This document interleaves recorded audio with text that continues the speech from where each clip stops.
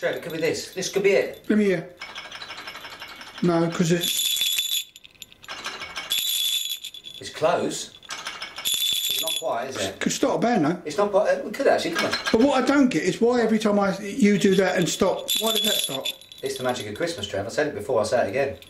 It's Christmas! It's the magic of Christmas. Welcome to this, another day. Somebody just fell over. I'll tell you what though, Trev, it's Friday. Maybe you should explain, because I actually haven't put that in the thingies, that we're doing this in your home, in the cellar, so the odd noise here and there is not actually a creepy haunted house, it's your family. It's movement. It's a living, breathing home. That's right, this is a living, breathing Beer Sweden studio. Do you like the studio, by the way, Trev?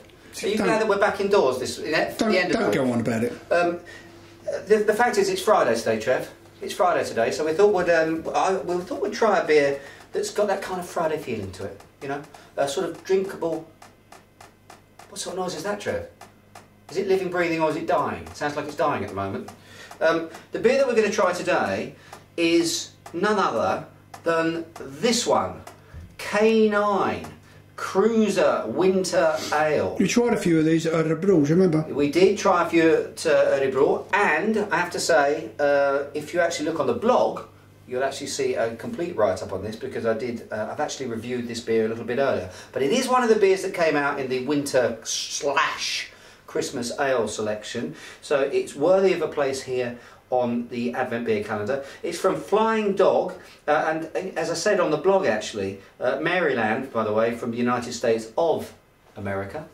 Flying Dog is one of those beers, or one of those breweries that actually hasn't had a lot of shelf time at the Systembolaget because of the provocative advertising. Because it's a bit cartoonish sort of thing. A little bit cartoonish, number one, but they also use a slogan which falls foul of the Systembolaget's sorts of laws and legislations. Look on the blog if you want to find out the story behind that. But this one is actually compliant, and that means that we can actually go and buy it. And thank goodness, because actually Flying Dog produce some excellent, excellent beers. And on that note, Trev... on that note, Darren, what do you think of the Swedish alcohol laws?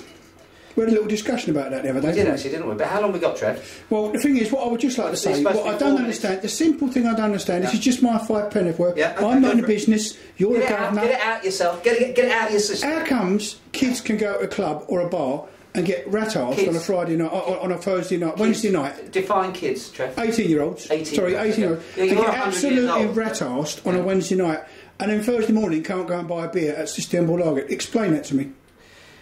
Go on. Because... you're in the industry, come on. You need to be 20 years old, of course. Yeah, but why? Where's the motivation? It's a very good question, Trevor, and I think... Right, moving on swiftly. I think one we should take up in detail on the blog a little bit later on. So I don't know what happened there, actually. We got a little bit serious for a minute there, didn't we? Well, it winds me up sometimes.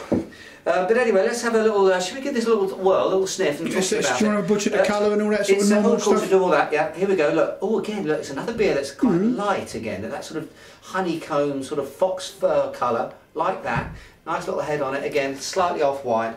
Not built quite as robustly as some of the beers we've had recently. And if you click your fingers, people will know where to get it. Of course I can click my fingers, look. Works. Look, still works. I've got the magic now. Seriously, I've got the hang of this. It's an English strong ale in style, but of course it's Americanised. 7.4%, I think, Trevor? 7.4%. I can give you a little whirl. Getting a lot of estery notes, Trev. I picked that up before. It's not water we're talking about. We're talking about in terms of some of the yeasty sorts of smells that get thrown up. And a lot of them are these very sort of wine gummy. I keep using that analogy in my brain, or association. Wine gum sorts of sort of taste to them, boiled sweets. It's got a lot of wine gum to me.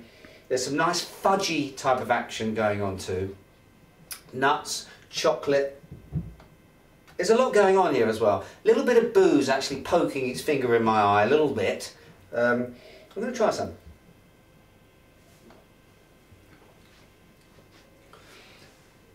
Yeah, it's got a lovely sort of malty front to it. What I like about this is it's got a very nice kind of spicy, peppery finish to it as well, which gives it a very nice sort of balance.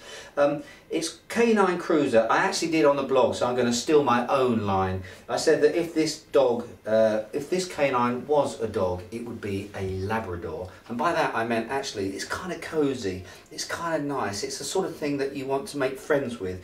It's not aggressive, I don't think it's got an awful lot of bite, to be honest with you, but it's just cute. It's a cute cuddly beer. And for that I'm going to give it 3, Trev. I'm going to give it 3 hoes. It's a nice fridge beer, a good one to have in your fridge this winter. Well, on that note, Trev, I think we should go and write letters to the Sister Belaget, don't you? Yes. Until tomorrow, cheers and beers.